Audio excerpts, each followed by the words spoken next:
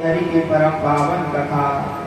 जब तक मानव जीवन के जन्म जन्म के पाप का विनाश न हो, जन्म जन्म के पुण्य करते करते करते कई जन्म भाग्य का उदय न हो, न कोई कथा में आ सकता है, न कथा सुन सकता है, न उसके जीवन में भगवान की कृपा प्राप्त हो सकती है।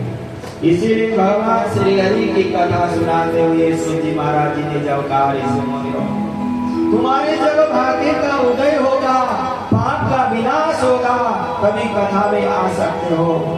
कोई सोचता है कि बाबा बागेश्वर के दरबार में कथा चलेगी, हम जाएंगे, पता नहीं कोई रास्ते में मित्र मिल गया या घर में कोई रिश्तेदार आ गया, बातों में 2-3 घंटे पूरे हो गए, आ ही नहीं सकता यदि जब तक भगवान की कृपा न हो, भगवान का आशीर्वाद न हो। इसीलिए वेदव्यास जी महाराज जी ने बहुत सुंदर लिखा है, भाग्यो उदये बहुजन समर्जितेन सतसंगम सर्वगते पुरुषो रावै। भाग्यो उदयेन बहुजन समर्जितेन सतसंगम सर्वगते पुरुषो रावै। अज्ञान हेतु अनंत कारणासम विदायक उदयते विवेक। जब जन्म जन्म का भाग्य का उदय हो जाता है तो क्या होता है कि भगवान की कृपा प्राप्त होती है, और भगवान की जब कृपा प्राप्त होती है तो आप कथा सत्संग में गुरुदेव के चरणों में जब मानव जाएगा तो उसके बाद जो उसके अंतरात्मा में छुपा हुआ काम क्रोध लोभ मोह छल कपट का जब तक विनाश न हो, कल्याण नहीं हो सकता। अज्ञान हेतु कृत मोह मदंत कारणासम विदाय ततो उदयते विवेकम्। जब कथा रूपी अमृत को सुनोगे और भगवान की शरणागति होगी, जन्म जन्म के पाप मिट जाएंगे और भाग्य का उदय होगा तो भगवान की कृपा तभी होगी। इसीलिए बाबा तुलसीदास जी भी कहते हैं, बिनु सत्संग विवेक न होए, बिनु सत्संग विवेक न होई। नाम कृपा बिनु सुलभ न सोई। नाम कृपा बिनु सुलभ न सोई। बिनु सत्संग विवेक न होए, बिनु सत्संग विवेक न होई। नाम कृपा बिनु सुलभ न सोई। नाम कृपा बिनु सुलभ न सोई। आवतरे सर अति कठिनाई, आवत करी जरी अति कठिनाई।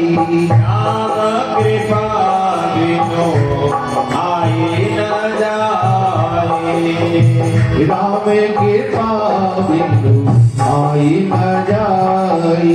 राम कृपा बिनु आई न जाए।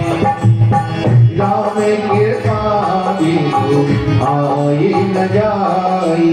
राम कृपा बिनु आई न जाए। जब भगवान श्री हरि की परम पावन कथा का जब भक्ति माता ने बार बार प्रश्न किया गया और भगवान श्री हरि की कथा का आयोजन के लिए बात की गई, और जहाँ श्रीमद् भागवत की कथा का आयोजन के लिए स्थान चुना गया, कहा गंगा द्वारे समीपे तो तटवानम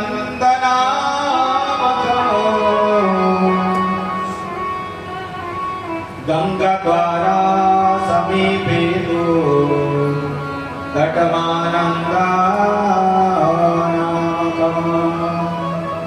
जब ज्ञान और वैराग्य भक्ति के कथा के आयोजन के लिए वह कथा का स्थान कहाँ चुना गया? हरिद्वार, जहाँ हरि का द्वार, जहाँ साक्षात हरि विराजमान है, वही हरिद्वार। क्यों हरिद्वार में कथा का आयोजन किया गया? कि जो संसारी जीव है, यदि हम बद्रीनाथ केदारनाथ पहाड़ों में कथा का आयोजन करेंगे, जानेंगे नहीं। यदि हम वहां से साधु संत महात्मा बद्री धाम से सारनपुर बुला नहीं सकते, यदि जो संसारी लोग हैं दूर नहीं जा सकते तप करने के लिए, महात्मा भी एकदम जंगल और अपने तपस्थली छोड़कर नहीं यहाँ सारनपुर आ सकते।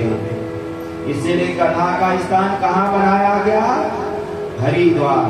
सारनपुर वालों को हरिद्वार जाने में ज्यादा दूर नहीं लगेगा। उसी प्रकार बद्री धाम केदारनाथ अनेक तीर्थान गंगोत्री यमोत्री में जो विराजमान बड़े बड़े संत महात्मा, वो भी वहाँ आ जाएंगे, यही निर्णय हुआ। और कथा के आयोजक है श्री नारद जी महाराज। ये देखो जैसा आयोजक होगा वैसे ही श्रोता भी आएंगे और अपने महात्मा भी आएंगे, इतने सम्माननीय जन भी आएंगे कि वह उसने कथा कराई है, वो हमारा रिश्तेदार है या वह बहुत बड़ा आदमी है, उसने हमें बुलाया। चाहे वो श्रद्धा से हो, चाहे निश्रद्धा से हो, चाहे मन से हो, चाहे दिखाने के लिए हो, सभी अवश्य वहाँ आ ही जाएंगे। हरिद्वार के पास गंगा किनारे कथा का आयोजन किया गया। वहाँ अनेक ऋषि मुनि महात्मा को पता चला कि नारद जी कथा का आयोजन वहाँ हरिद्वार में कराने जा रहे हैं। अनेक ऋषि मुनि दौड़े दौड़े आए और कहने लगे कि भगवान की कथा हो रही है, यदि वहाँ ना कोई जाता है, वो मानव नहीं है, दानव है, वो जीव नहीं है, जंतु है, वह मानव परमात्मा का भक्त नहीं है, पाखंडी और पापी है, गायब है।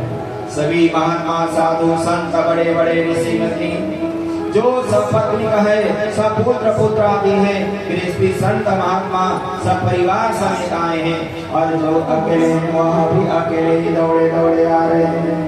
जीवन मुक्त ब्रह्म परम चरित्र सुनई अनेक ऋषि मुनि हरिद्वार को दौड़ लगा रहे हैं। कौन कौन से ऋषि मुनि आए?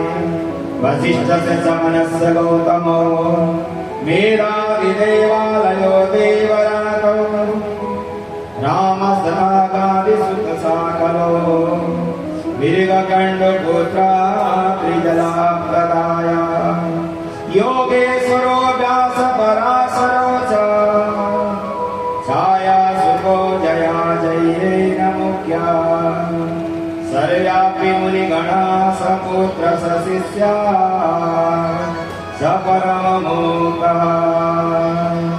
सभी ऋषि मुनि भागे भागे आ रहे हैं और कोई जय शब्द, कोई नमः शब्द की वहां धुनकार होने लगी। जय शब्दो नमः शब्द शंख शब्द तथैव च। जैसे वहां अनेक ऋषि मुनि भागे आए तो वहां कथा का जब वहां सूजी महाराज जी कथा सुनाने लगे और सनकादि ऋषियों को कहने लगे सभी बैठकर कथा श्रवण करो। सदा सेव्यम